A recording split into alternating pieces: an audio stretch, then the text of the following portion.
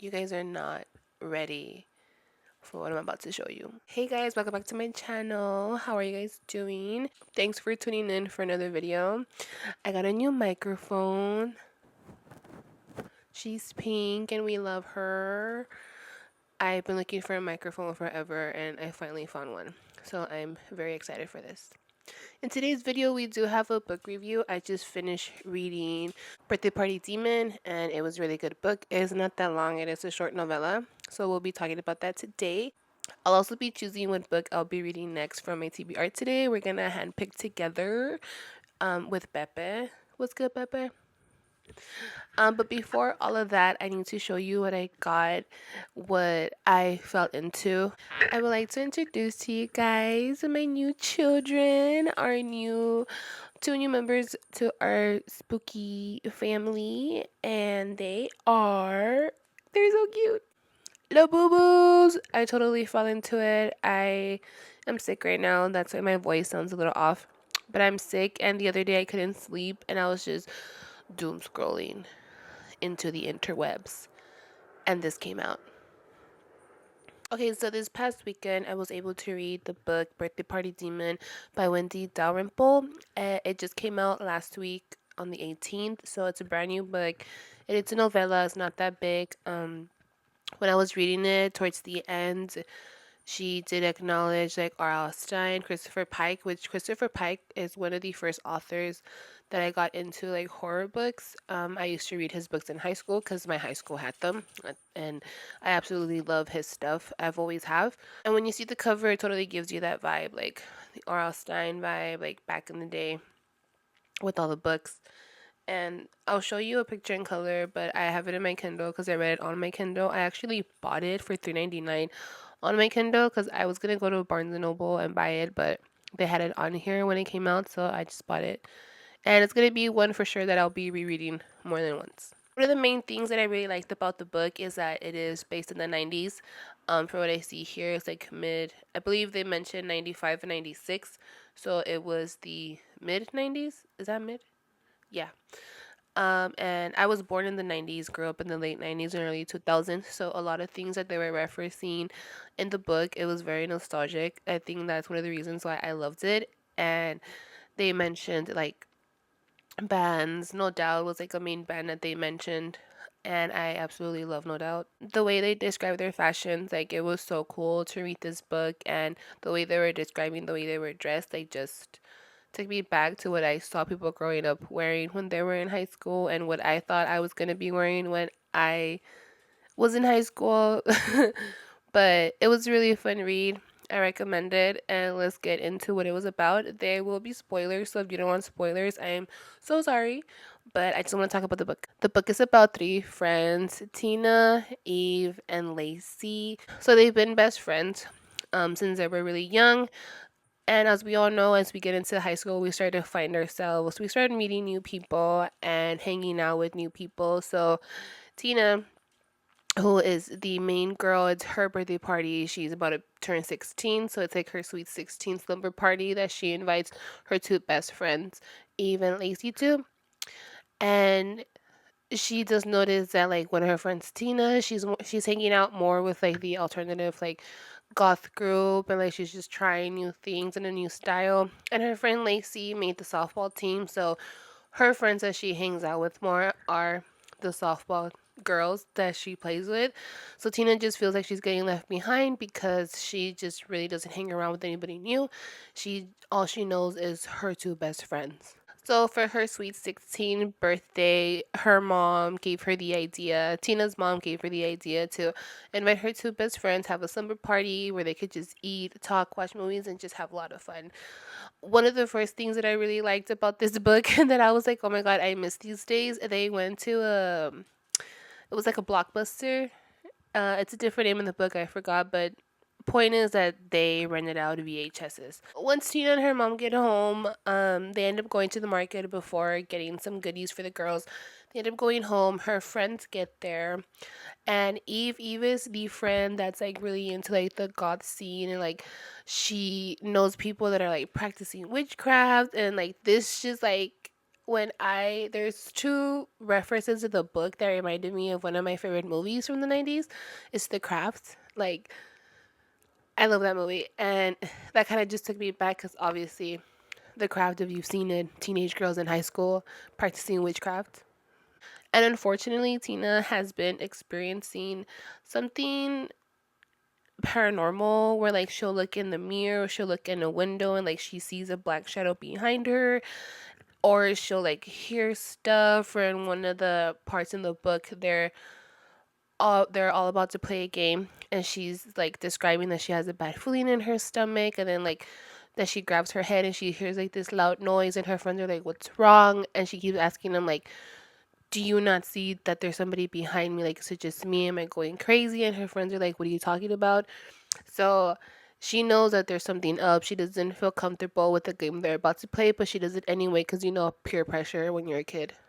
When they were kids, they used to play Ouija board, which Tina had, and she took out for her slumber party. And she didn't want to play it, but her friend Tina was like, come on, let's go. So they ended up playing it, and obviously they mess with each other because, I mean, who isn't scared of that game? Like, I'm terrified. I would never play that in my life. After a while, Tina suggests that they play this new game that this guy that she's heavily crushing on at the video store suggests to her, and it's light as a feather, stiff as a board, which is the second reference that reminds me of The Craft when they're all, I forgot whose house they're in, but they're playing light as a feather, stiff as a board, and it actually works. They end up casting a spell before they start chanting light as a feather, stiff as a board. So the person that was supposed to be on the floor to be levitated was supposed to be Tina, but her friend Lacey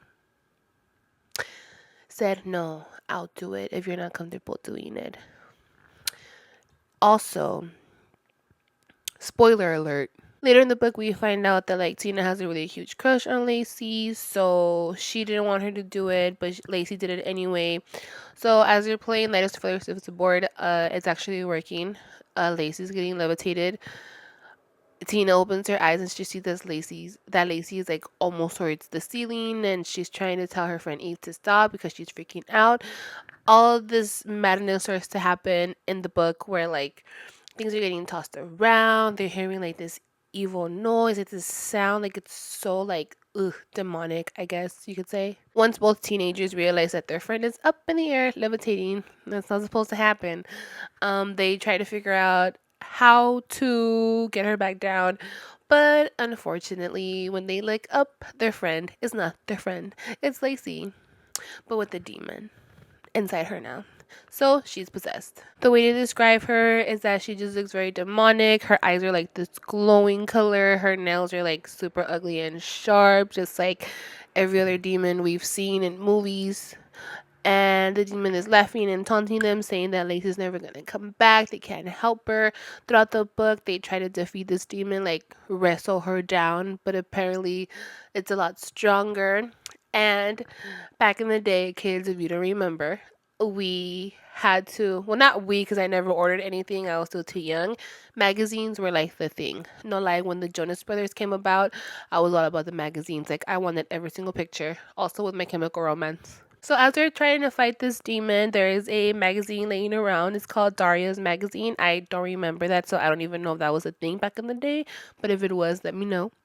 So the demon does this type of spell where like now Eve and Tina, which are the girls that are now possessed, end up in the magazine, which was weird. For me, I think that was the only part of the book where I was like, okay, it kind of slowed down for me at that part, but they're basically in this magazine trying to get out of the magazine and trying to figure out how they were going to reverse the spell that they cast on their friend in order for her to like not be possessed anymore and get rid of the demon that's in her. They were in the magazine for a good while, and the way that the author describes is that like the model girls that were in there were like, let's go try on these outfits because this is Tina's favorite magazine. I'm assuming it was like a teenage magazine, like Teen Bop back in the day. Do they still make those? Tiger Beat. I was gonna say Tiger Heat. I think Tiger Heat was a club. Little do they know that these models are demons. Yeah, because I mean, why wouldn't they? So in this part of the book, they're trying to get out of the magazine. They're trying to fight off these really pretty model demons to reverse the spell. They get out of it, but when they get out of the magazine, they wake up and it's the next day and Lacey is gone. She said bye. She bounced. Tina and Eve go into panic mode trying to find Lacey. They end up going back to the video store because the guy that Eve has a crush on is a video store clerk, and he's also into like the whole goth and like witchcraft type of scene. And she ends up telling him like, what did you give me, like why did you tell me to try this or to practice? It was like a practice spell. And the guy was just like, oh, you really did that? Like it was a joke, like it was supposed to be a joke, but apparently they summons a demon. And he's like, oh my god, what do you mean? He ends up calling this friend who is also in the goth community and the witchcraft community, and they end up figuring out a plan of how to get Lacey's body back to normal and how to remove the demon that is in her now. Now they're on a mission to get Lacey to a cemetery because this whole ritual has to be done at a cemetery, because it's holy ground. I say holy ground because in the book it turns out it's not. It's a public cemetery, so literally it's like not blessed by like any priest or anything. So this low key backfires. They end up going to Lacey's house, tackling her down. They put her in the trunk, which I thought was hilarious. I really liked that part where Tina was like, why would we put her in the trunk? And Eve was like, I don't want to be driving. And then this demon comes out, and now like we're in danger. So they put her in the trunk, take her to the cemetery. They also take the Ouija board because they try to summon something or someone with the Ouija board, and then did the spell with light as a feather, stiff as a board. So now they're in the cemetery, and in order for them to get Lacey to the cemetery, they had to do a different spell where they had to put, I believe it was a pentagram, and then bind her so the demon like wouldn't be powerful. It would basically be weak. So they find a scrunchie, which I thought was cute because I just picture those really big scrunchies that we used to wear back in the day. They basically cuffed her with scrunchies. When they're at the cemetery, the video store clerk guy and his friend are there. They're waiting for them. They take them into like this type of chapel that the cemetery has, and there's just this really huge pentagram on the floor with candles and all that. And they put Lacey in there, and now in order for them to reverse the spell, they have to say the spell in reverse and their names. So basically all hell breaks loose again. To where the way the author described Lacey, like you could basically like picture that she was just like twisting in different directions, and she was like in pain, and in one of the parts she's like asking for help. So Tina breaks the bond between her and Eve, and she goes to Lacey, and her body is just like noodles. Like she's just laying there, she's not responding. And at this point Tina confesses her love to Lacey, and she's in love with her. I was just like, oh my god, now this girl's dead probably. In that part, the demon is like taunting them, where he's just like, she's never gonna love you. And that was just like, oh my god, that's so mean to say. Like, that is so mean. So at the end, they succeeded to remove the demon from Lacey, and now she is herself again.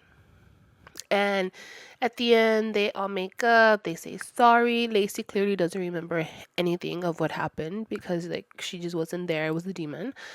And then there is an epilogue. Epilogue. Do you guys say epilogue or epilogue? And in this part of the book, which is like already towards the end, they're on their first day of 10th grade, I believe. Are we 16 in the 10th grade?